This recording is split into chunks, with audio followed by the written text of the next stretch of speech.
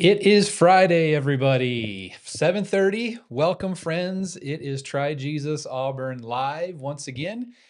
Hope you had a good week, but as we say every week, even if you had a bad week, you're in the right place because we want to bring encouragement and hope, learn about the Bible, learn about Jesus, and try Jesus in our lives. So, welcome in. We're happy that you're spending your Friday evening with us. And I say us, especially because once again, we have Ainsly with us. Ainsly, how you doing? Good to see you. Good to I see you just saw you too. at home. I don't know. I'm acting like I'm just meeting you, but you might want to move a little bit that way so you're centered. I see that. There we go. There you go. You're in the middle now. Don't want to throw people off. I know that you don't even like me not centered in front of the Yeah, sign it there. kind of bugs me. So we don't want to bug other people Yeah. either. But anyway, as you're signing on here, make sure you put your hello in the chat. Let us know you're watching. And as always, you liking and sharing helps grow the podcast and grow our ministry here in Auburn and surrounding areas. So we really appreciate that. So as we always say, make sure you follow, like, share, subscribe. It really does help the podcast get out there. And as I explain every single week, the more follows we get, the more comments we get, the more likes we get, the more shares we get on our posts and episodes and things, the more Facebook and YouTube will share our content with others. So even if you don't watch an episode, if you just like, share, comment on it, it will help other people see it. So you can help us be a digital missionary simply by sharing our content on your pages and your feeds. So just want to invite you to do that. It helps out the podcast. And more than ever, we're not putting nearly as much money into marketing anymore. So we are hoping that you will like, share, and subscribe and help this podcast to grow because we are about bringing hope and bringing Jesus to the city of Auburn.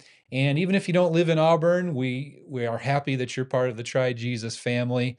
And we just hope that we can be an encouragement and explain some biblical truth and enjoy ourselves and have a little fun at the same time.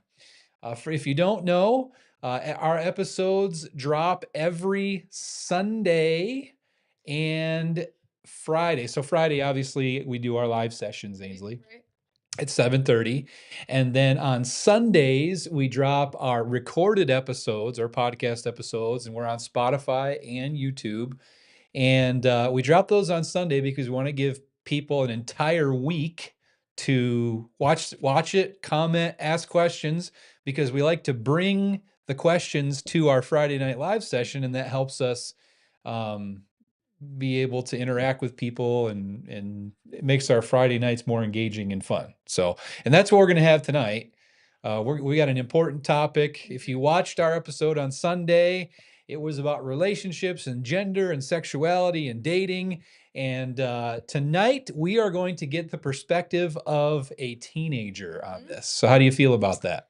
Looking forward to it. It's gonna be fun. Looking forward to it. Okay. I expect a little give and take and a little bit of sparring on this one. Yes, Okay. for sure. All right. So we're going to get into that here in just a couple of minutes, but we just want to remind everybody, if you're interested in helping our podcast grow, whether it be through physical efforts and contributions, financial ones, prayer, if you want to partner with us one way or another, we would be more than happy to have you help us. There are many ways you can help out the podcast in addition to just sharing the content and liking it. And so if you want to get in touch with me about giving to the podcast or giving your time, effort, or your prayers, reach out to me at that email address there, tryjesusauburn@gmail.com. And that will help us. You can help us grow the podcast. So I just want to invite you to do that. So, Ainsley, we saw a new pope We did. voted this week. We did, and in fact, some of the students from our school they went on a Europe trip, Mm-hmm. and they saw the Pope, like his funeral, like The former thing. pope. Yeah, the Yeah, former Pope. yeah, Yeah, yeah. yeah. He was laid at rest there Yes, and actually yes, saw him. yes. That's interesting. Yeah. That's a once in a lifetime event, right? Yep, yep, for sure. Pope Francis being a little bit of a controversial character, but mostly beloved by Catholics and others throughout the world. He was known as a man of the people, man of the poor, very inclusive, which sort of rubbed some Catholics, traditional Catholics, the wrong way, Mhm. because he used inclusive language for people, some people with different lifestyles and backgrounds than what is traditional Catholicism is comfortable with. And but anyway, by all accounts, a good man, laid to rest, and they voted in a new pope, Pope Leo, I think the 14th. Something like that. Yeah, you might want to get a little closer to the mic there, Scoochin. Um, yeah, Pope Leo the 14th. I mean, there's been a lot of popes, Mhm. but don't they have more original names? I mean, come on, Well, I 14 mean, Leos.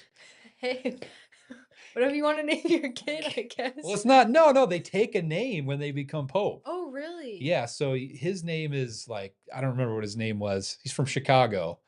And so when you become pope, you take a name. Oh, I actually didn't know Yeah, that. just like a king of England. Same Mhm. thing. When they become king, they usually take another name sometimes, not always. But with the pope, yeah, he took on a name. So he took the name Pope Leo. Oh. So, I mean, can we be a little more original? I mean, 14 Leos, and usually it's because the original Pope Leo stood for something, or subsequent, important or yeah, subsequent yeah. popes by that name did something significant. So they want to commemorate that pope by taking his name and keep with his legacy. But come on, let's get a little more original, don't you think? So it's really interesting. I'm going to share with you what our topic is going to be for our Sunday episode, and I'm going to show you ahead of time right now. So this Sunday we are releasing this episode, Biblical, the Pope and the Bible. So we're going to be talking about all things Pope and the papacy and things, comparing it to the Bible.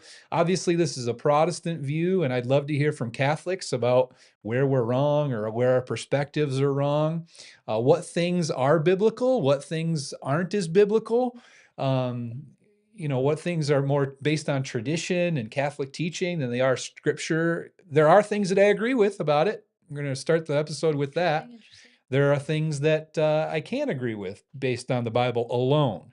So we'll sort through those things, try to be very respectful to Catholics and people of different faith traditions. So, want to invite you to watch that on Sunday. And so make sure you're looking for that on Spotify and YouTube. Along with that, Ainsley, I don't know, and our students saw this as well, but they toured the Sistine Chapel. It's Right, where they yep. saw the Pope Mhm. laid to rest. And boy, it's quite a place, isn't it? It is. It's It is. incredible. I mean, the time and the care that it took Michelangelo, and he had some help, but mostly Michelangelo to paint all that, to do that the ceiling. He had horrible issues in his neck and his back because of looking up all the Yeah, time. Eventually, he built scaffolding and laid on his back and painted with a candle. I mean, he had so much work to do. right. And there's some interesting stories that go along with this as well. Maybe we'll do an episode on this sometime alone. You should. But Michelangelo was kind of fed up by the end of his painting of the Sistine Chapel. I don't know if people know this, but he faced a lot of scrutiny, a lot of criticism for some of his work. People didn't like that there was a lot of nudity in his Right. painting. He included some mythological characters that some Christians didn't like, and the Pope had some things to say. And there was another man. I'm going to look up his name because I don't want to mess this up. But I want to look this up before I quote his name. I want to get this right. So there is a man. He depicts hell, and there's an opening to hell in the Sistine Chapel in the Last Judgment, and um, in that, his name is, oh boy, now I'm not finding it. What did I tell you his name was? Don't Oh, remember. Biagio de Cassina. Biagio de Cassina. He really criticized Michelangelo's work. Didn't like a lot of the things that was in his paintings, Michelangelo had put in all this, and actually, Michelangelo wasn't all that fond of painting. Really? Yeah, so he much preferred sculptures. Mm. And so when the Pope kind of twisted his arm and asked that he paint this magnificent major work there in the Sistine Chapel, um, he did it reluctantly. And then to get criticized by some people, and there's a master of ceremonies, Cesare de Casina. Mhm. Was that his name? I keep messing his name up. I don't know why I can't remember it. Biagio de Casina. Biagio de Casina. He was sort of the master of ceremonies there for the Pope. And he did not like a lot of what Michelangelo was painting. So Michelangelo, in the Last Judgment, the last work of the Sistine Chapel, you see there's a hole to hell. And in hell, Michelangelo, and if you're a little skittish or a little nervous, shield your eyes because there's modest nudity here, moderate nudity here. He painted this guy. And the face that you see right there is this guy, Biagio de Casina. He is in hell, and he's depicted as Minos, which is one of the sort of the master of ceremonies in hell in Dante's mythology and other mythology. Right. So you can see there that he has big donkey-like ears, a big ugly face, but it's his face, and there's something very uncomfortable happening to him that we won't mention. So Michelangelo has a lot of humor and frustration and things throughout the paintings in the Sistine Chapel. There was so much work to do, and there's a lot of interesting stories that go along with each scene and things. So maybe that's an episode in and of itself sometime, but I always thought that that was funny. There are some that have said, as you look at the Sistine Chapel and the location of um, the mouth to hell in the Sistine Chapel, some have conjectured that Michelangelo was also frustrated with the Pope at the time. Oh. And so where the hole to hell is actually located is often where the Pope will stand. So it almost looks like his head is in the Oh, hole to hell. no. I don't know how accurate that the history is on that, but I did hear that when I took a art history class in college. That's what they said, Wow. that Michelangelo put the Pope's head in hell because he was mad at the Pope. Interesting stuff, but there's a lot of true stories that I know that are factual. So maybe we'll do that sometime just as an interesting little tidbit. All right. So we had some prayer requests this week come in and some praises. So this week's answered prayer here at our church, we had a fantastic spring cleanup. Mm. A lot got done. We cleaned the walls, we mopped the floors, we did some outside work. Now, I will say we didn't get as much done as we wanted because this weather stinks, man. It does. It's cold and it's rainy. Come on, it's like we're a month behind. This is April type Yeah. weather in the middle of May. Come on. But anyway, we did get a lot done. So we're really thankful. If you're watching and you came out, thank you for the hard work. It was really great, and the church looks great. We had some answered prayers for family. People wrote in, they said, "Oh, God really came through for my family member." We had a number of those. Thank you for those. There's somebody praying for a new job.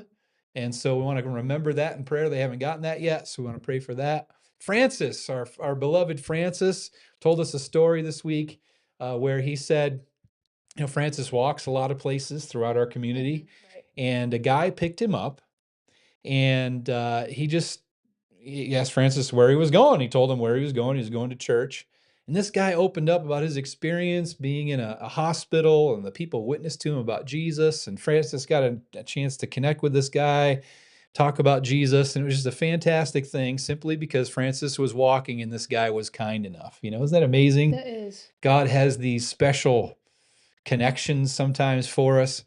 We want to hear about all that stuff in your life. We want to encourage each other on our walk. So if you have these things that happen in your life, send them into the website, send them into our email address. We want to hear about them. We want to share them on the podcast because they're encouraging for us with each other. So send those in, tryjesusauburn@gmail.com. And you can still join the Try Jesus Challenge. Talk to Jesus twice a day, no matter how your attitude is toward him. If you're angry at him, if you're sad, if you're blessed, just talk to him twice a day. That's the challenge, even if you've never prayed before. So I want to invite that you can sign up for that on the website. I want to invite you to do that. Okay, you ready, Ainsley? You ready Yep. for this? Yep. So as I said, this Sunday's episode was on relationships, sexuality, gender. By the way, I will preface this. Ainsley, is this a topic that you're uncomfortable talking to your father about? Not really. Why is that? I don't know, 'cause it's always kind of been an open topic in our house and just Exactly. Exactly. I want to encourage that's the first thing that I want to encourage parents and people to do. We've been talking to our kids about relationships and sexuality since the time you were small. Obviously, it really. wasn't gross. We kept it age appropriate. Yeah, yeah. But one of the biggest mistakes parents make with this topic is they don't say anything. And so when their kids get to a certain age, they have to have the talk, the Yeah. birds and the bees, and it's so all awkward. And often the kids know more than what the parents even realize by that point, Right. right? But in our house, it's always been part of life Mhm. because it is, Yeah. right? Nothing to be ashamed of, nothing to be embarrassed about. Um, and so we kind of have an open dialogue about this in our house. And that way, when difficult things or questions come up, it's not this awkward thing, right? Mhm. What do you think about it? I mean, I think it needs to be open because then, you know, not only is does it become a comfortable thing to talk about, but also um teens and the children who are going up in that house kind of have more of an idea of how to navigate this stuff and kind of how to deal with it and when situations arise how to go about it and Yeah, and stuff like that. we have 4 kids, and they're close together in age, Mhm. and we have girl, boy, girl, boy. So when you have boys, when you have girls, there are, different situations and circumstances. And when they're very small, there's bath time and there's questions about body parts and things. And you just have to roll with it, right? And Yeah, be okay with it in right. a house like that. And again, these things are part of life. It's what God designed. It's nothing to be ashamed of. And I think a lot of families get in trouble and parents get in trouble because they're not open about it, Hmm. and then it becomes really awkward when it comes time to talk about it. So we're talking about this in an open way, in an honest way, because it's just something that we've been open and honest about in our home. Right. And so on the episode we did talk about this, and here are some of the topics that we covered that we kind of got some dialogue about this week. So we introduced the idea that gender is a divine calling. So it's not just that there are men, there are biological men, there are biological women. There's no meaning behind it. There's nothing special behind it. It's just our biology. It's more than that. We're going to talk about that a little bit. We're going to talk about sexuality as a way to know God. We talked about that on the episode. If you want more on this, make sure you check out Sunday's episode. I don't need nobody is the third one. We'll talk about what that means here in just a second. And also, we're going to talk about healthy boundaries and timing. Mm. And so that'll be an important one, Mhm. especially as you and I, as teen and parent, spar a little bit against each Mhm. other. But so let's talk about this first one. So the idea of gender as a divine calling. So Genesis chapter 1 and verse 26 and Genesis 2 echoes the same thing. It says, "Let us," and this is God speaking, "make mankind in our image, male and female." Let's make them male and female. It goes on to say that. So why do you, Ainsley, in your estimation, why do you think it matters that God made men and women outside of the biological and the childbearing part of it? Is that all there is to it?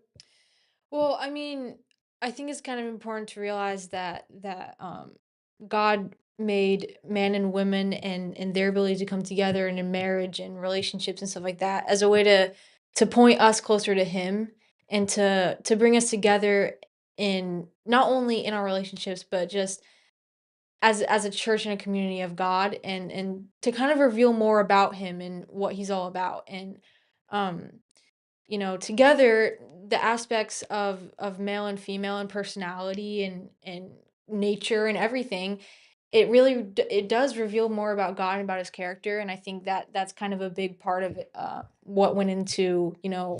Yeah, people don't think about this, but God said, let us make mankind. That word man doesn't just refer to men, the word is mankind Mhm.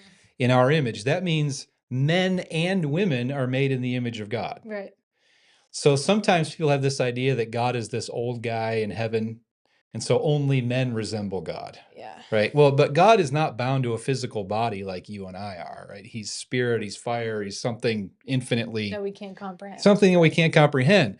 So in creation, God placed pieces of his character, things to understand and to know in the things that he created in this world. We're going to look at that verse here in just a minute. So mankind being made in his image, that means men were made in the image of God and women were made in the image of God. In Mhm. what way would you think, if you had to guess, what ways are men and women made in God's image? How did he do that? What was he doing there? Any ideas? I mean, I think just his nature and different aspects of who he is, not necessarily. I don't think necessarily it means gender and like how the person looks. Like I think when a lot of people think of in the image of God, I think they kind of go to like physically the image. But I think it kind of more comes down to the character and the attributes and how the differences between men and women also become a oneness that points us more to God and who he is and helps us understand him and have a relationship with him. Absolutely. It's an amazing thing. God took a piece of his character and put it in men. Right. God took a piece of his character and put it in women, Mhm. right? And the way it says in that verse, it says, and let them have dominion. So let's make man in our image and let them have dominion over the world. Mhm. So God's image placed in our gender in relationship to how we relate to the world Mhm. is a way in which we bear the image of God. Right. So he put men and women in charge of, quote unquote, in charge of, like king and queen of the earth. And the way they were to relate to creation was a reflection of who God is. Mhm. So if you think about it that way, that means that being a woman is a divine calling from God. Mhm. Being a man is a divine calling from God. We bear a part of his character in our gender. And I think it's kind of a fact that's almost overlooked, Mhm. and people don't realize how much of a beautiful thing your gender and who you are and who God made you to be is. And I think it's kind of, especially these days, just kind of overlooked. And it's like, oh, I'm a boy, oh, I'm a girl. Wait, especially if you're a Christian, you need to be able to understand that God made you this way for a reason and is pointing you towards Him. And Mhm. he made you in his image and he made mankind in his image. And I think it's just something that's kind of overlooked and not really thought about these days Yeah, as and much. when we talk about gender and identity, people are always, we believe this lie, everybody, not just talking about LGBTQ issues, but everybody has this sense that I have to find myself. Uh-huh. So it's almost like we're worshiping our sense of self rather than saying, God made me, God made me for a purpose. Who am I in his eyes? Hmm. And how does my gender and sexuality and all that relate to that divine calling? Right. And so, let me ask you this question too. It goes along with this. Let me see here. Um, is gender based on who you are or what you are? Mm. What would you say? Man, that's I think it's kind of more who you are because that's a hard question. How do I explain? It depends on it's semantics. Yeah, So, who you are is more the identity aspect, right. right? So it's a Like who little of you both, think you are. Yeah, it's kind right? of But there's a different. lot of people today that say my gender is who I think I am, Mm. rather than my gender is what God made me to be. God made me a man made in his image to reflect his divine character. Right. God made you a woman made in his image to reflect his divine character. But for some reason in our society, we've separated that identity from being made in God's image. So when that happens, we sort of forget that the divine calling is something high and holy and awesome. That we don't necessarily understand. Right. And so we end up sort of trying to find our way to ourselves rather than going to God and saying, God, you made me. What am I made for? Why'd you made me like this? Why'd you put me in this body? What am I supposed to do? What's the calling I'm supposed to live out? And a lot of people struggle with a sense of self and with a sense of identity because they're trying to find who they are apart from the one that made them. Mhm. But if we find out who we are in Him, in the one that made us, because we're made in His image, then it transforms things a lot more. Right. And I think we talked about this last week, but I'm going to bring this definition up again. What is an idol?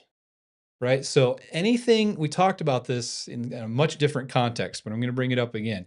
An idol is anything that takes the place of God in a person's life, commanding their ultimate devotion, trust, or affection. So let me ask you this question. Can our pursuit of our identity become an idol? I mean, I think especially when you're referring back to that definition, I think it most definitely can, because especially when people are so like concerned with searching for this idea of who I am, and like who I'm supposed to be, or who I want to be, and like my idea of it. It can be consuming. It can really take over your, not only like who you think you are, but like just you know It's let me say it this way. It's almost like finding myself will save me, right. will soothe me. Will make me better or whole or whatever. Right. So that becomes the ultimate pursuit of who we are. Mhm. Right. So people almost worship the pursuit of their identity rather than saying, I'm going to find out who God is and then try to understand myself in the context of who He is. Right. That's a huge difference. Mhm. And so that then what ends up happening is people begin to worship themselves and their identity, and they will pursue their own identity apart from pursuing God, and they separate the two. When we don't realize the only way to find out who we Is to are find out who God is is. to find out who God is. Mhm. And things always get out of whack when we put ourselves above Him. Mhm. We put our own identity, our own passions, our own desires, our own feelings above Him because He's supposed to be first and we're supposed to be second, right?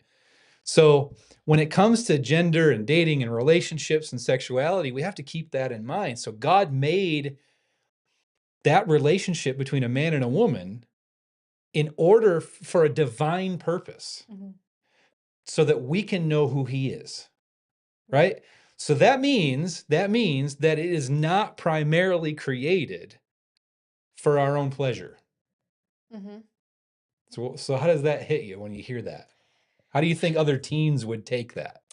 I mean, I think it's kind of, again, like I said earlier, it's kind of overlooked, and and another problem is that, kind of relating back to the dating aspect of it, is that some people find their go to find how do I say it?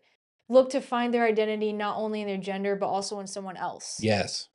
like their partner, or um yeah, like their partner, really, and who It's they're almost like dating, or they try to define their gender through their relationship. Mhm. They try to find their identity through their relationship. We're gonna talk about that in a couple minutes, but yeah, you're right. Sorry to interrupt. What were you Kind of thinking? lost my train of I'm thought. sorry. That was a good thought, though. I had to jump in there on that. um and that can be dangerous, because you, again, like what you were saying, is the only way to truly discover who you are is to first discover who God is. Mhm. And if you're constantly looking for that in someone else, or in another thing like your gender, or the person you're dating, or the person you're trying to date, or the relationship you're having, you're never going to find it, and you're going to be constantly searching, and you're just going to become more and more lost. And I think amongst teens, it's extremely dangerous, and and really they don't understand, and even adults, not even teens, just as people, we don't understand, or kind of overlook the idea that we do need to discover more about God in order to discover Mhm. who we are. Whatever we go to to define us or tell us who we are, our identity is, becomes our idol or our savior. Mm. So if we go to Jesus, Jesus, tell me who I am, tell me why you made me, then he's our God, he's our savior. If I'm looking to myself, looking in the mirror, looking for my own identity, if I'm trying to define myself through a relationship with somebody else, that becomes my idol. That becomes my savior. If I find someone, then I'll feel complete, right? Mhm. That's so dangerous. And also, no human being can do that. You're actually setting up your relationships for failure when you And look at a person that and way. you're just gonna become more and more lost and more confused, and it's gonna make it worse. And it's just gonna be this cycle of, oh, this person didn't show me who I'm supposed to be or who I want to be, so now I need to go find a new person Find or a new somebody else. thing. Yeah. And then it's just kind of this cycle that puts you through pain and, like you said, sets you up for failure, and it's can be So dangerous. when you hear it's a divine calling to be a woman, what comes to your mind? I mean, just God. Hmm. Just God comes to my mind. It's just God is calling me to be what He made me to be, and it's to me it's a beautiful thought. To me that idea gives me a sense of belonging, even in itself, because it reminds me that even in those moments where I'm feeling self conscious or worthless or whatever, I can just go back to that and know God made me this way because I have a divine calling and a divine purpose, and this is God. Mhm. It's just a powerful thought. So can there be this is a big discussion in our culture right now is gender roles are defined by culture. They're not defined by biology. So there's a lot of people that say, the things that we identify with women or females are largely defined by culture. So if you're not into that stuff, you don't have to identify as a woman, right? You identify more with what the traditional gender roles are saying as defined by our culture. So if you identify more with a male, then maybe your identity is male, right? Or if you identify more with things that our culture or society or you determine as being more female, then you can identify with it's fluid, sort of, according to what they say. Right now, and to some degree, I can see that because here's an example: the color blue didn't Mhm. apply to boys until like the 1920s. Right. The pink was the boy color. Mhm. And so a lot of the stuff that we do equate with boy or girl is in fact determined by society. So let me ask you this question. Can you, for example, can you live out your divine calling as a woman if you never have kids? Hmm. I mean, if that's God's calling for you, if He's called you to be something else, if God has called you to be, something other than a mother or whatever, if that's God's calling for you and you know that, then no, not necessarily. But if like, I don't know how to explain it. Because a lot of people say, well, that means that women should be at home and not have jobs And just be and in the kitchen be in the and kitchen with the kids, yeah. right? And people say, well, I don't fit that role, so maybe I'm not. I don't identify as a female because I don't fit that role. I see myself as something else. But it doesn't necessarily, in my opinion, doesn't necessarily boil down to that. Whether you're a female or a male, it doesn't how in my opinion, how you're born, it doesn't that doesn't matter. Like, if you think just because you're born a woman doesn't mean you have to be in the kitchen taking care of the kids. To me, I'm born a woman and I'm a woman. I identify as a woman. Mhm. But I'm open and listening to God and what God is leading me to be. Mhm. So if God isn't leading me to be in the kitchen taking care of the kids, if He has another calling for me, then I need to be open to accepting that. But does that mean I'm going to change who I know myself to be as a woman? No. That just means God has a different divine calling for me, and I need to be open and trusting and believing in Him to show me that. And God's character will be seen in you by following that calling. And what we need to realize is that our calling is body, mind, and spirit, Mhm. right? So It's who we are physically. It's our mind and the mind that God gave us in order to think, and also the spirit in which He gives us to live, our attitude, our emotions, our relationships, and how we relate to people. So you can't, according to the Bible, you can't separate the biology from the identity. Mhm. It's all part of the same thing because gender is a divine calling, right? It's part of who God made you to be. And there are special things that God put in you being a biological female that are supposed to reflect his character. Now, how that plays out in everybody's life, it can be different. But I think we need to get back to the idea of being a man is a divine calling, being a woman is a divine calling. How that looks exactly in my life can vary between people, but ultimately, body, mind, and spirit, that's a calling. It's a divine calling from God. And I think to change that is kind of in a way saying, I know more than God. And it's complicated. And, Yeah, you it's know, we don't complicated. want to sit in judgment of Yeah, people because yeah. everybody has a different story and Different circumstances. so many things go into this. And there are definitely people that have hormonal imbalances and things that it's a very small number of people, but it does exist. Right. So, but my point is, in general, I think in society, so many people have forgotten the idea that it is a divine calling from God to be a woman and a divine calling from God to be a man. And we need to rediscover what that means and seek Him for our identity, not our culture, our friends, my feelings, even, because our feelings are going to lead us in the wrong direction. They always Definitely. do. The Bible warns us against that. All right. So we've solved the world's problems on that. So we had some comments come in. I think George and Deanna said, divine calling to be a woman is more than having children. Women tend to be nurturing, comforting, etc., and can do this for their family members, friends, and others, church members, people in need in their community. Absolutely. And she said, having kids is just another compliment to being called a woman. And having children is also a calling. Right. Not all women have that calling on their life, Exactly. but it doesn't mean Yeah. you're not a woman. Yeah. It doesn't change the fact that Right. you were born a woman. Exactly. So I think because our society has forgotten who made us and why he made us, we've begun to define ourselves in ways that we were never meant to, and it's led us in the wrong direction. So can we find peace? Can you find peace in knowing that God made you the way he made you for a divine purpose? I think there's power in that. There's identity in that. There's comfort in that. All right, so let's move on a little bit. So the invisible things of God, and we talked about this in Sunday's episode, the invisible things of God are known by the things he has made. So how does this perspective reframe sexuality and relationships, would you say? So the invisible things of God are known by the things he has made.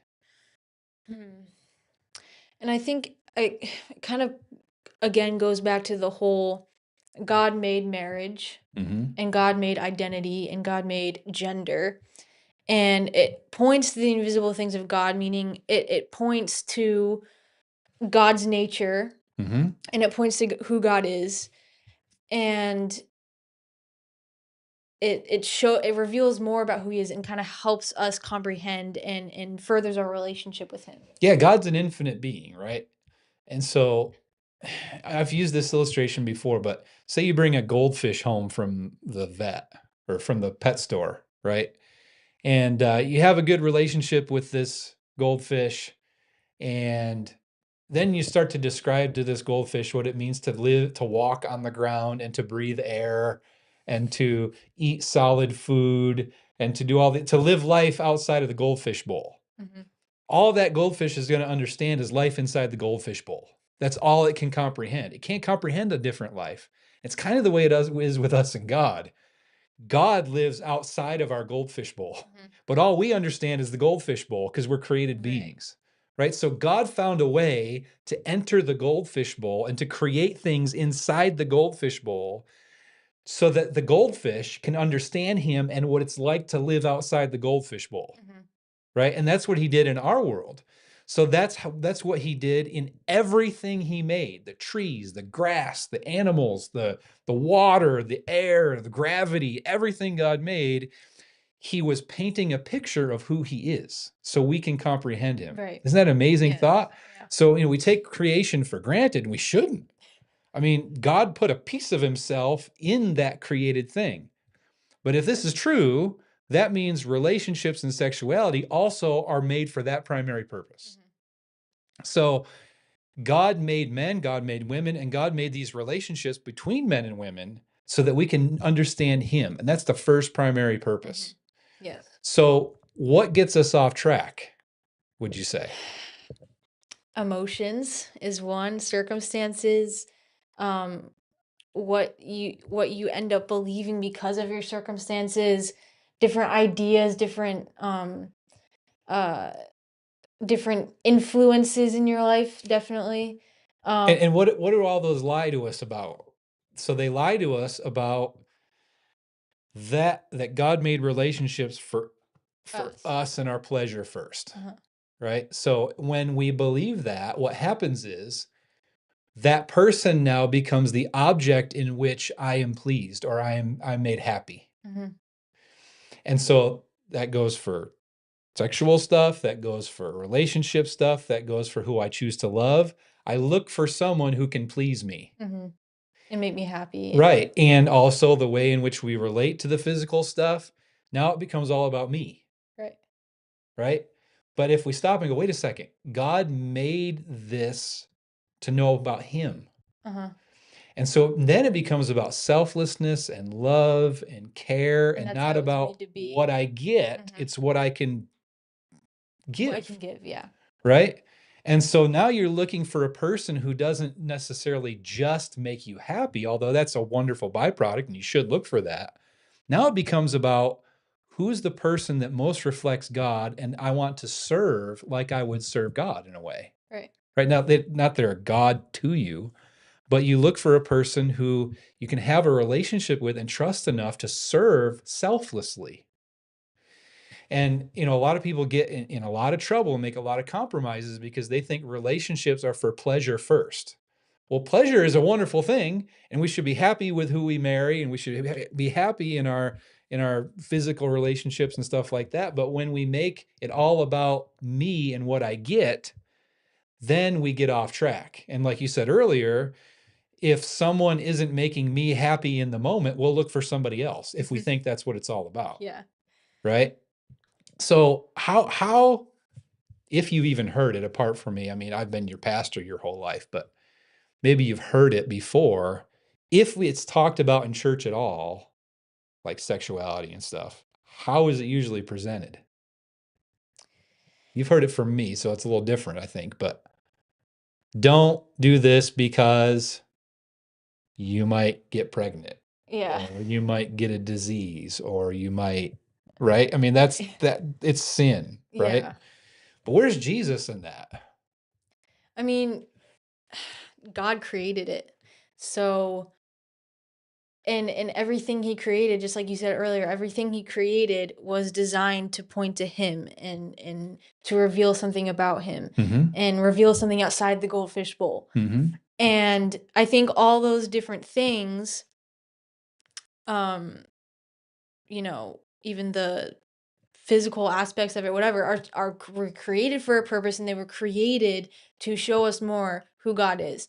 And that means everything about a relationship, like the marriage aspect of it, the physical aspects of it, the emotional aspects of it, were all created to point to Him and to reveal more about Him. And instead of pleasing me and what I get and how I feel, and when people focus more on what I get, how I feel, my emotions, everything is kind of tangled and discombobulated and dangerous, Mhm. and another thing with relationships, and is that especially with teenagers, the a lot of the driving forces behind it are the emotions and the hormones. Mhm. And that leads to a lot of stuff that, we don't think about, and we just start doing stuff and we're not thinking, and we it gets into dangerous ground, and it gets into Hmm.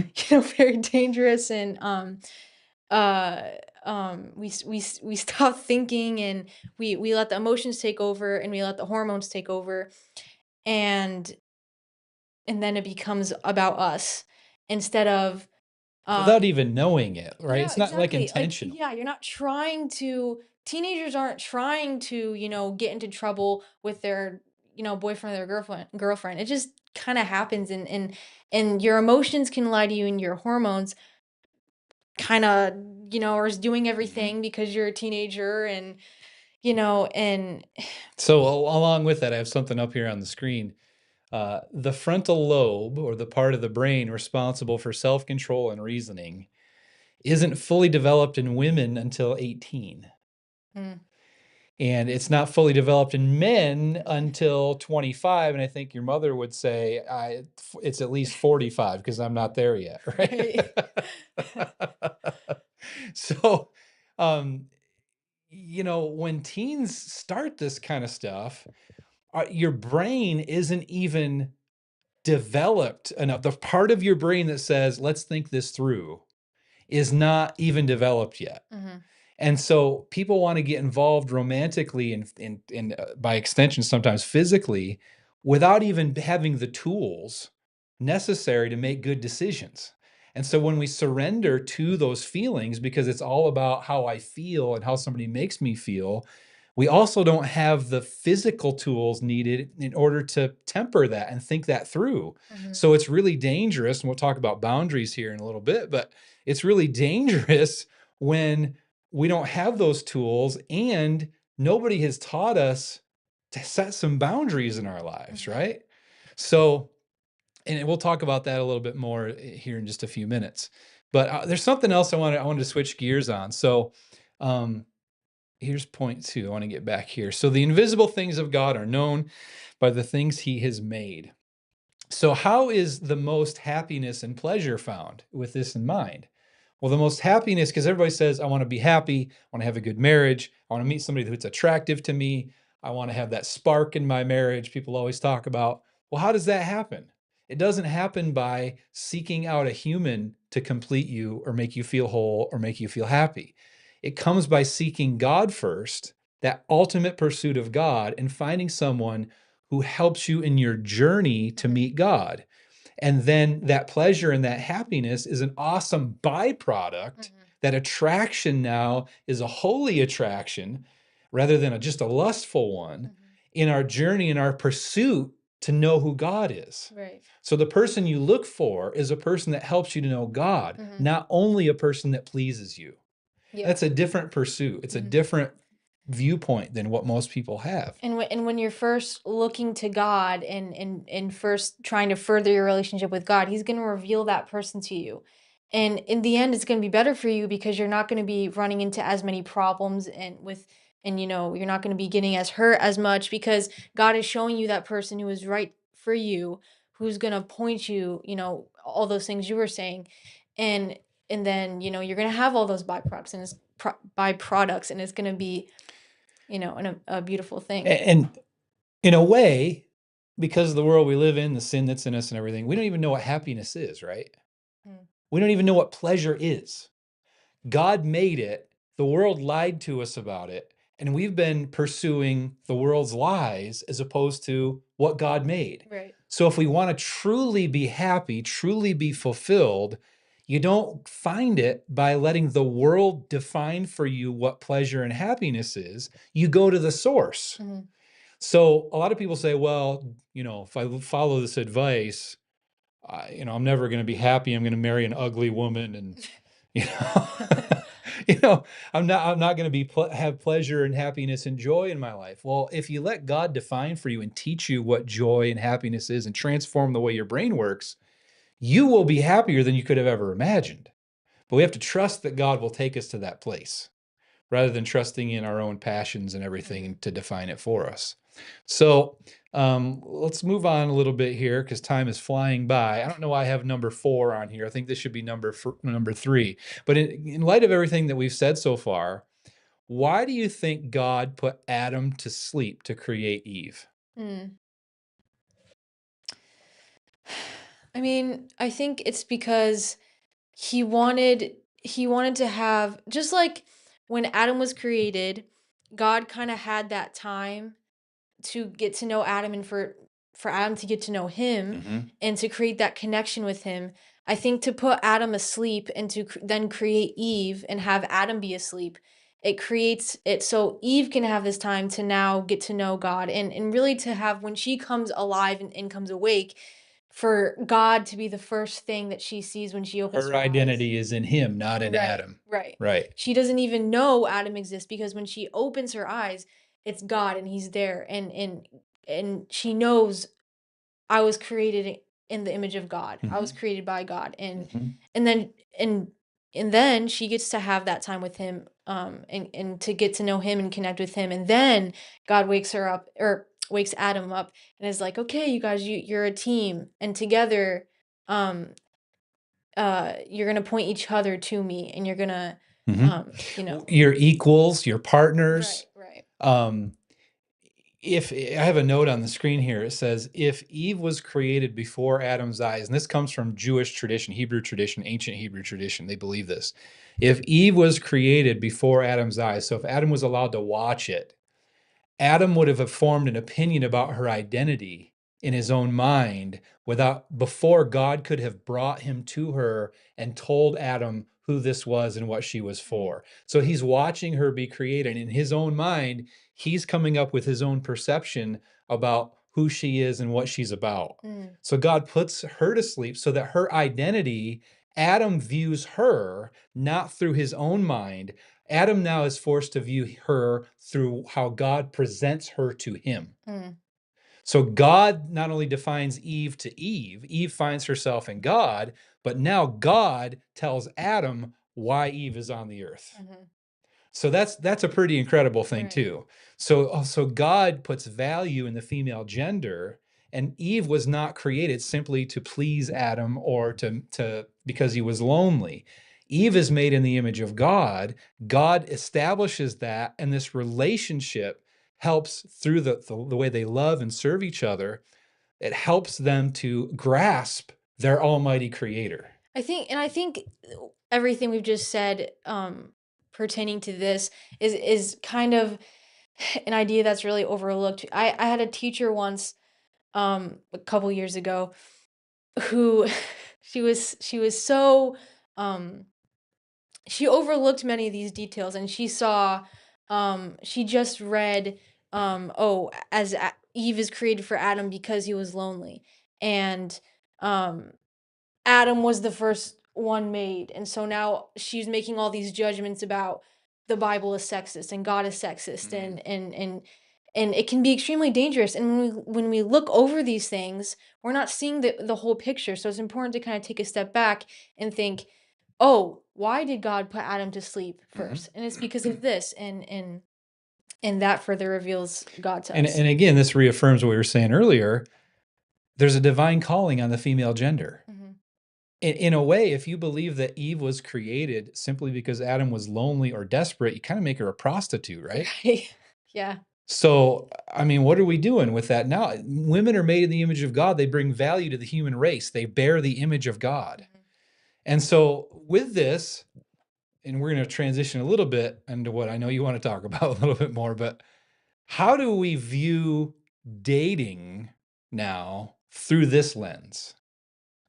This lens or the other lens? This lens right here, Oh, okay. in this on this screen. We'll get to that other lens here in just a minute. But so if gender is a divine calling, if pleasure is a byproduct, well, how does the world generally view dating and what dating is for? I think they view it as something that's fun and something they can do, so they do it, and something, "Oh, I find this person attractive," or, "Oh, this person makes me feel good, so I'm gonna, pursue a relationship with them, and whatever happens, happens," and you're Hmm. just kinda Hmm. throwing yourself into Hmm. something.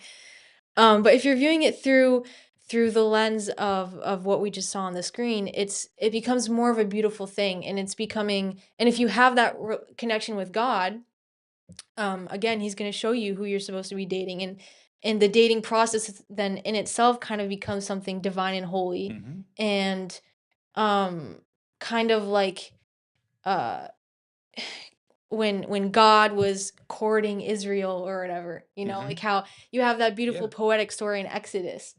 And So we're not dating simply because we're lonely. right, We're not dating simply right. because we're desperate. We're not dating simply because someone's attractive. We should be dating because this person reflects God to me Hmm. and helps me grow closer to him. Yeah. And I want to see if this person is someone that I can spend my life with pursuing God, Hmm. right? Right. So now it's not just about pleasure and loneliness and having kids. It's there's a divine calling for what I'm doing here. And Right. so that you're more intentional. It's not just I'm going to date this person, date that person, and get all this baggage in my life and emotional baggage from dating all these people. Now it's there's a purpose to this. There's a Right. reason why I'm doing this. And well, we'll talk about that a little bit more. And any last thoughts on that before we move on? Or did we cover it I all? think, yeah, I think we All covered right. it all. All right. So let me ask you this question. Do you think dating too young can affect our sense of self or identity? I mean, I think dating too young and kind of going back to the thing about the frontal lobe not being developed, Mhm. is that what it can do is it can cause a lot of pain and, like you just said, a lot of baggage.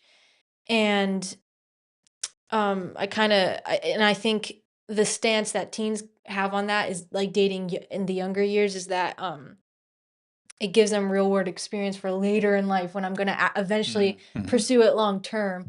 Or, you know, you only live once and I find this person attractive, so why not? Mhm. Or but in the end it can get bad because yeah, you're going to have all this baggage. But I think for teens especially there's two sides to it. So yeah, and we'll yeah, I think we're going to get to your other point here in just a second, but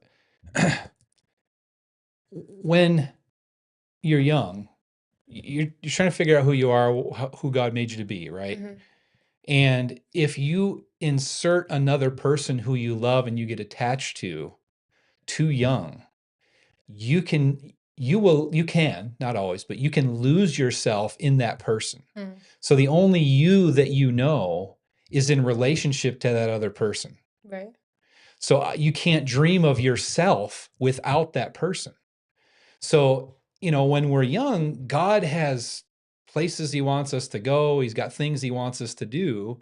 And if you can't dream of who you are apart from another person, it can limit where you're headed in life. Mm. It can limit where you're going in life Right.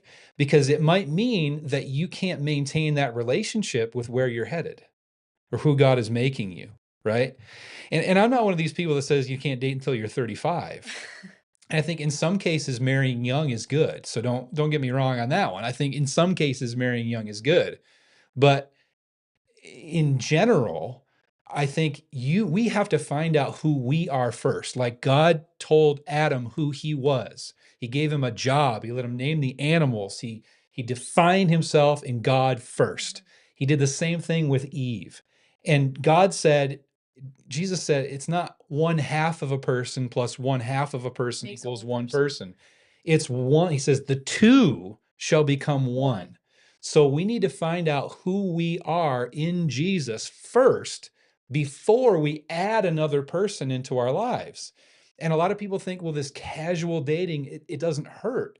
But when you're young and you don't have the tools that you need in order to set up good boundaries and find out who you are in God, adding another person in your life can mean you never find out who you're supposed to be Mhm. apart from that person. So that it can be really risky. Right. So because if you are dating younger, it can create this situation where you can't find out, like what we were saying earlier, um discovering more who God is and learning and creating a better relationship with him is then going to show you your identity. Mhm. So when you're young, it's important to create that relationship with God and discover who he wants you to be before you start dating, Mhm. because then if you start dating before you do that, like what you're saying, you're going to run into trouble and you may never discover And who God wanted you to what be. I always say is two things. One is the younger you start dating, the more likely you are to have multiple partners over the course of your life. Mhm. And you can't get attached to people without creating emotional baggage. And when you get married, you want to have the least amount of emotional baggage as possible. Does that make sense? Like, and I'm not saying you'll never have baggage from this world. That's not what I'm saying. And if you have baggage, it doesn't mean you're a sinner and you're lost and there's no hope for you. That's not what I'm saying. I'm just saying is if it's possible for us to enter marriage with the least amount of previous emotional attachments, the better our marriage, more likely our marriage is going to be to succeed. Now, it doesn't mean that marriages can't succeed. I don't want people to misunderstand what I'm saying there. But if if you can prevent those attachments before marriage, it's good. Mhm. It's good. And a lot of people think, well, that means I can't have fun and that means I can't date people. Think about it from a different perspective. Imagine your future husband kissing and holding the hand and hugging and being intimate with someone else. Yeah. Right? So we don't think about it when it's us. We think no big deal. But then when we think the person I'm going to marry right now could be, in your case, could be holding somebody's hand or kissing them or something. It doesn't feel very good, does it? But I mean, I think coming from a teen, it doesn't that they kind of overlook that, or they don't really think about that because it's like, but you don't know them right now or whatever. Mhm. You're not with them right now. But Mhm. when you're with them, you don't like see that and you don't think about And that. one day when you get together though, and that stuff comes up, it's gonna be like, seriously? Oh man. It's not that you hold it against them, it's just like, oh. It's like, oh, like Man, so it's just we got to be really careful and Mhm. we just can't be willy-nilly about it. We need to be intentional about it because the choices that we make today affect our future. Right. And that includes dating and that includes sexuality. In fact, it might be one of the most dangerous and most important decisions that we make because the choices you make about that really affect your future. So, our time, oh man, we're flying by tonight. Awesome stuff. So we talked about this, finding our sense of self. So let's talk about some good boundaries. So what's some advice, Ainsley, that you would have for teens when it comes to these issues, when it comes to dating and things? Ainsley's teen advice. Here it comes. Ready for it? Okay, so number one, I think it's important to think before you act is a big one because if you're not if you're not thinking like okay, so say there's this person you're interested in or whatever. And say, I don't know, say you start dating, but you're not thinking about what you're doing, that can lead you into a world of trouble Hmm. because if say you're like walking along like in an empty hallway or whatever and you're like, "Oh, like let's go, in this classroom and we're just going to hang out." And you're not thinking about, "Oh, we're just going in to hang out." Like, you're literally not thinking about it, like, "Oh, it's harmless." And then, one thing leads to another, and it's like and it can become dangerous. So, my Hmm. number one thing I would say is definitely be thinking about what you're doing and be intentional, like what you were saying earlier. Yeah, so that's a good one. And I think until you have thought those things through and have thought about your boundaries with God, you're not old enough or mature enough to be dating or in a Right. relationship. Like you have to be thinking about that Yeah. because I used to do seminars on this topic, as you know, Yeah. and um, a lot of question that I often get is how far is too far, like Mm. physically. Is holding hands okay? Is kissing okay? Is making out okay? I'd get that question a lot. And what often people were hoping I would do is say something that is as far or a little further than they've already been physically Mm. with their boyfriend So or then their they can say, girlfriend. "Okay, then Pastor okay." said it's okay. Yeah. But I would answer them and I say, I can't answer that for you. Obviously, there's definitely a line that's Mhm. too far. But I would always say, I can't answer that for you. And here's why. For some people, being alone in a room with someone is too far Mhm. because only being alone in a room with someone takes their mind to places that it should not go. Right. Because Jesus said, if you lust after someone in your heart, it's already sin. Right. So you don't have to be acting on it physically to be in the wrong place. Mm. So I can't answer that for people. For some people, it's hand holding. For some people, it's hugging. For some people, because they can't prevent their mind from going, their heart from going into places that it shouldn't be going. Interesting. So you have to be mature enough in connection with God enough to say, Lord, show me where I'm vulnerable. And I always say, set the boundary a little bit sooner than what you think you need it. So maybe too far for you is kissing, but you set the boundary at hugging. So you're Or safe. holding You're hands, safe. you're safe because you'll always want to be testing the boundaries. I'm okay, and teetering the line, and then it's like, oh no, I've gone too far Right. because I couldn't control it Mhm. because it's natural. Here's the thing: these feelings are natural. This emotion is natural. This attraction is natural. It's good. It's beautiful. God put it in us. So we need to cherish it and honor it, though, Right. and realize that, especially when we're young, we're not even physically prepared to deal with all of those emotions yet. Right. Our frontal lobe isn't developed. Okay, what's the second piece of advice The that you se might have? the second piece of advice is setting boundaries, and what I mean by that is kind of all the things we've been talking about, um, especially the limit thing you were just Mhm. talking about is a good one, and also just, setting boundaries for yourself in terms of, um, you know, what a healthy dynamic is to have with someone, or say you're not ready to date, Mhm. but you find this person that you're Interested in, interested attracted in, attracted to. to, all that. Setting boundaries with that person to make sure you don't cross your line that you've already set for And that yourself. line could be physical, emotional, Right, just right, attachment. Because, exactly. when you're young, you might go to college in different places and you don't, if you love that person, you want them to be able to pursue the path that God has Mhm. for them and you don't want your relationship to be limiting. I think a big one in high school is you get together with someone. And say you go through all 4 years of high school, or maybe 3 years, 2 years, whatever it is, and you're dating each other, and now suddenly you're connected and attached with each other, and you have this attachment with each other, and now it comes time to graduate.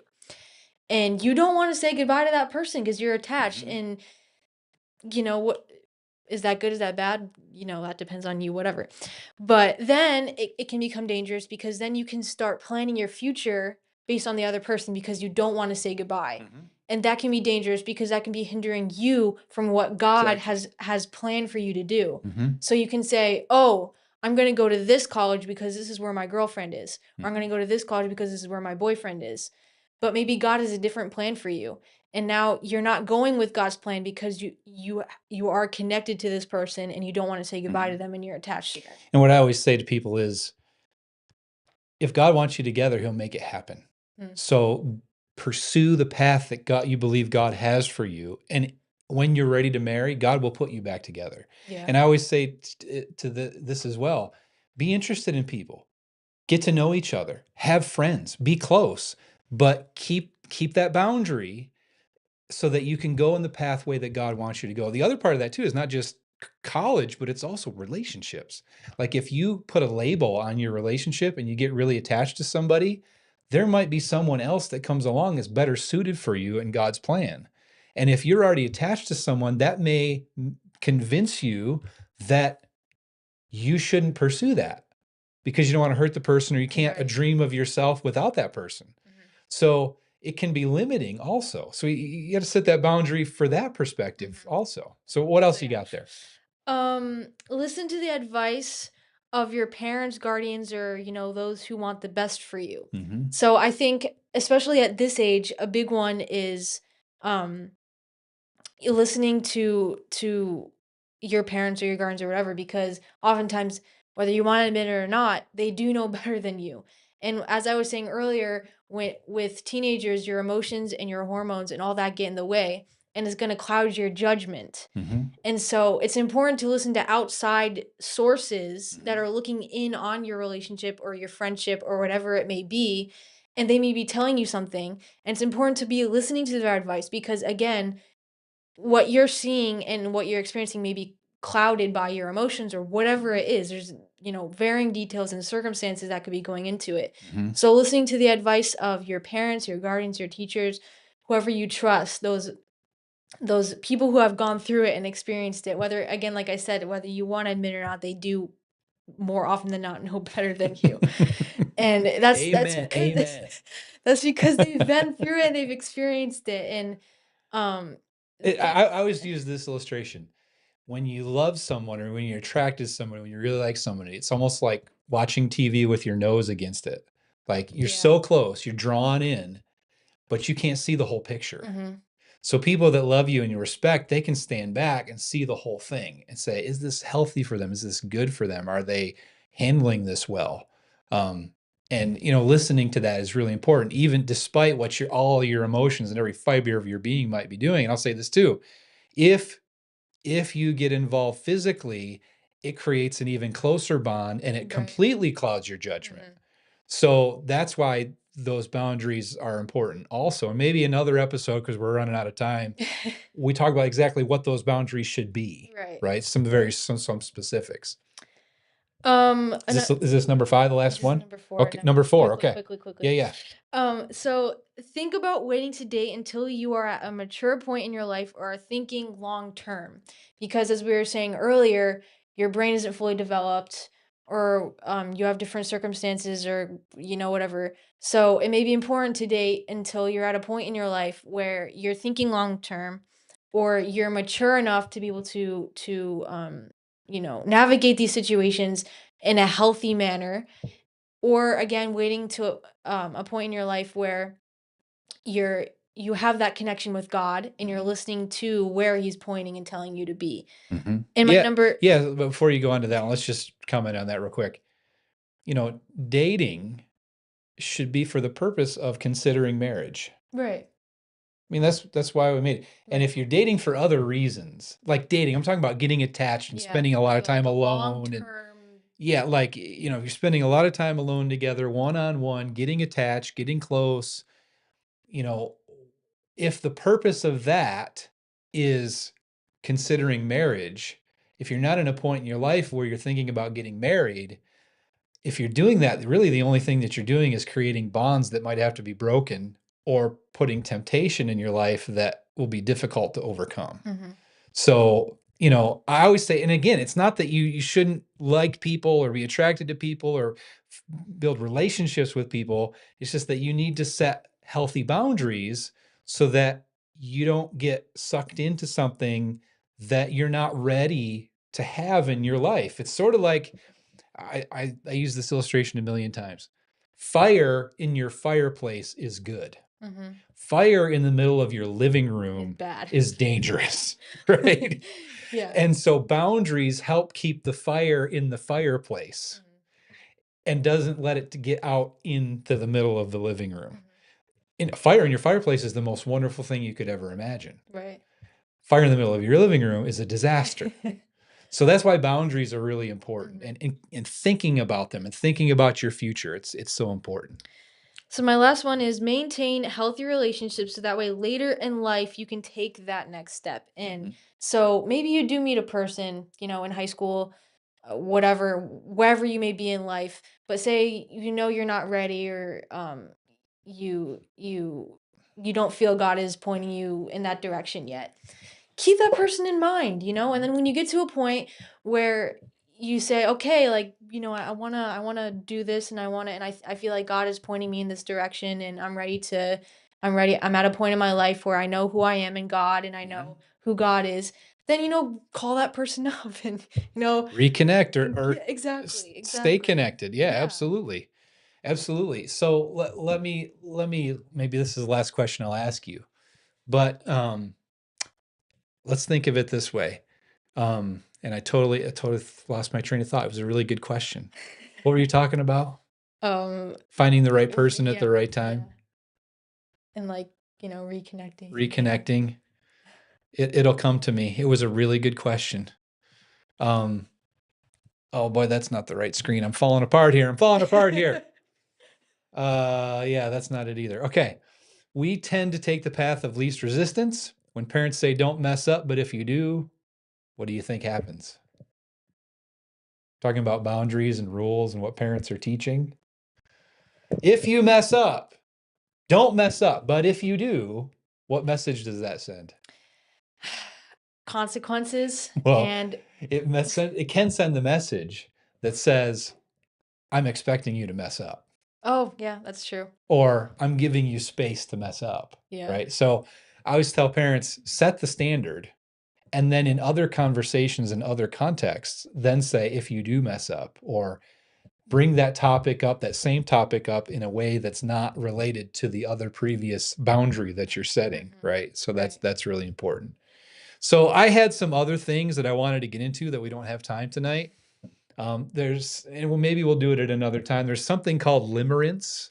Mm. So it's something that's beyond initial attraction, but you get drawn into the person, and it's like a long-term infatuation, and it becomes obsessive and things that some people will mistake as love, and being aware of that and what we can do about that. There's something, and I wanted to talk about infatuation also, and what that is, and how people think that that's love, and it's not really love. Mm. It's just infatuation. But we'll bring that up another time, I think. So, any last words or last pieces of advice before we say goodbye tonight? I think it's important to note that, if there are any teens who are watching or, gonna watch or hearing these opinions or whatever, it's important to know that, the adults and us and whoever's talking to you about this, we're not judging you. We're not trying to hinder you. We're not trying to spoil your fun. If you've made mistakes, you're not condemned, and we don't condemn you. And your parents still love you, and your guardians still love you, and the people in your life still love you if you make mistakes. And we're not trying, your parents aren't trying to rule your life and tell you, you know it- don't date, like ruling with an iron fist or whatever. But just remember that, it's important to remember all these things that we've been talking about and discussing. And I know we didn't, get to everything, but Yeah, ultimately the decision's up to you, to the right, person. right. They got to make decisions for themselves. Hmm. But I think as a parent, it's my job to say, I need to help my kids make good choices, And navigate through the navigate through the feelings, navigate through the emotions, and help right. them see why we need to be more careful than what we see out there in our culture and our world telling us about how to conduct ourselves when it comes Mhm. to sexuality and relationships and things like that. So, anyway, well, we had more we were going to get into, Yeah. and we didn't get into it, but we appreciate you spending time with us on this Friday. And I think we need to revisit this topic Yeah, and maybe for take sure. some other angles on it. Yeah. And you go back to your school, get them to watch this and see what they think. I'm sure we made some people mad. We will make some people mad, and get their opinions, Right. and we'll circle back to this again.